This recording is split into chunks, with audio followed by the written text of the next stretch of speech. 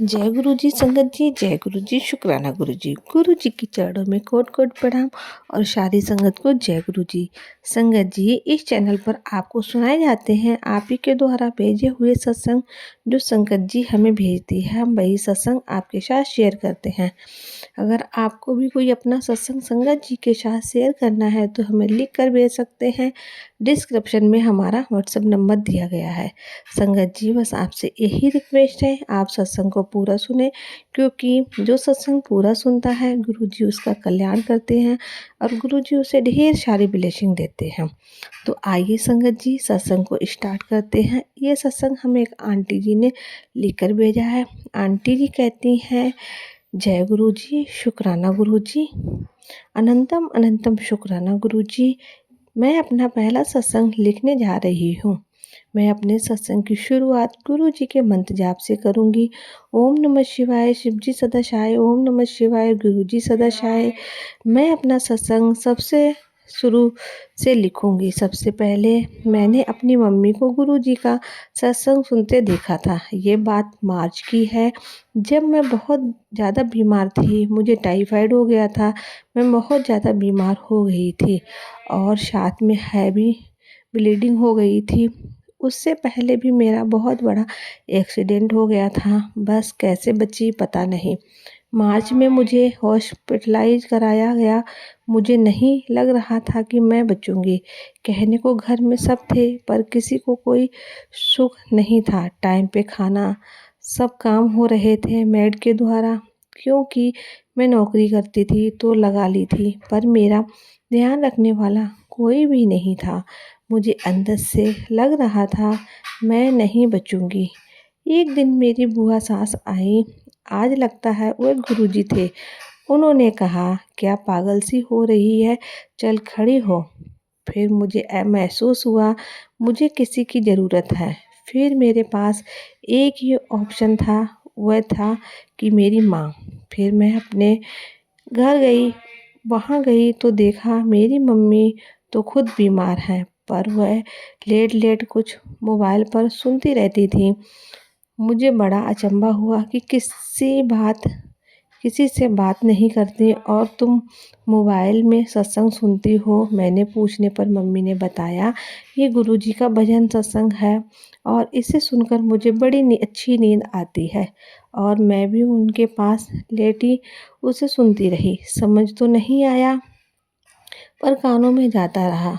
वहीं मेरी बहन की लड़की आई हुई थी और 2 साल की थी। वह गुरुजी का भजन कर चलते ही नाचती थी।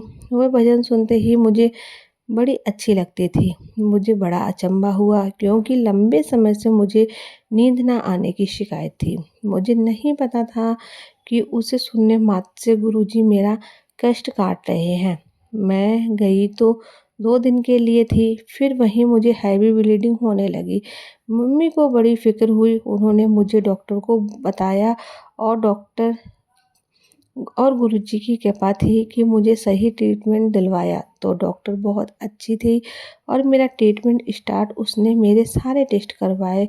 वह मेरी अल्ट्रासाउंड रिपोर्ट देखकर बहुत अचंभित हुई, क्योंकि मेरी महीने पहले की रिपोर्ट में टाइफाइड थे, पर अब जो रिपोर्ट आई है वो एकदम नॉर्मल थी। बस इन्फेक्शन बढ़ा हुआ था और जिसकी उसने 7 दिन की दवाई चलाई थी। किसी ने बताया टाइफाइड का झाड़ा लगता है। डॉक्टर का कोर्स तो हमने कर लिया था, पर मेरी एक एक हड्डी खिंचती थी और खोखली हो चुकी थी। मैं चल भी नहीं सकती थी। वहीं रहकर मेरा भाई मेरे झाड़े लगवाने के लिए लाया। देखते ही देखते गुरुजी ने दोनों बीमारियों को कब इलाज करा दिया पता ही नहीं चला। ये जीवन दान मुझे गुरुजी का ही दिया हुआ है। और संगत जी, मैं अपना तीसरा सत्संग शेयर करती हूँ। मुझे किचन को लेकर सत्संग आ रहे थे कि मेरी किचन में कुछ नेगेटिविटी है, कुछ अनहोनी हो सकती है। मुझे मैसेज आया, जब तू किचन में काम करे तब मेरे भजन चला लिया कर। मैं बहुत आश्चर्यचकित रह गई। मैं शाम को चाय बना रही थी और पतीला पूरा भरा हुआ था। ये मेरा रोज का ही काम था, पर पता नहीं कैसे मेरा हाथ हैंडल पर लगा और सारा भगोना मेरे ऊपर पलट गया। मेरा कुर्ता पूरा गीला हो गया, मेरी पैंट गीली हो गई। आगे फ्लैश पे लाइटर रखा हुआ था, स्लैब पे लाइटर रखा हुआ था, पूरा चाय से भर गया।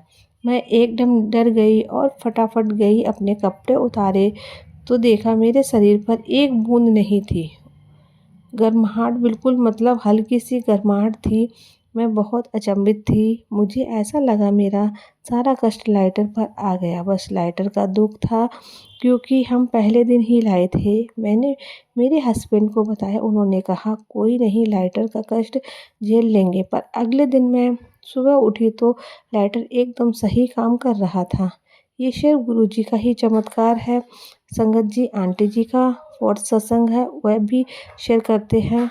उसके साथ आंटी जी कहती हैं कि मुझे गुरुजी का मैसेज आया, तेरे पति बहुत अच्छे हैं, उनका बाहर कोई चक्कर नहीं है, पर उसकी बुद्धि बांध रखी है।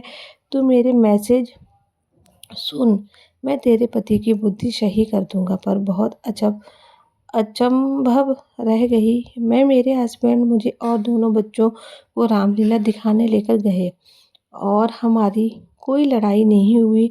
हमारी शादी को 12-13 साल हो गए हैं, पर यह हमें अभी रामलीला दिखाने नहीं लेकर गए। ये सिर्फ गुरुजी की ब्लेसिंग का ही असर है। आपका बहुत बहुत शुक्राना संगत जी। गुरुजी के काफ़ी मैसेज आ रहे हैं मुझे। किचन की निगेटिविटी के सत्संग आ रहे हैं।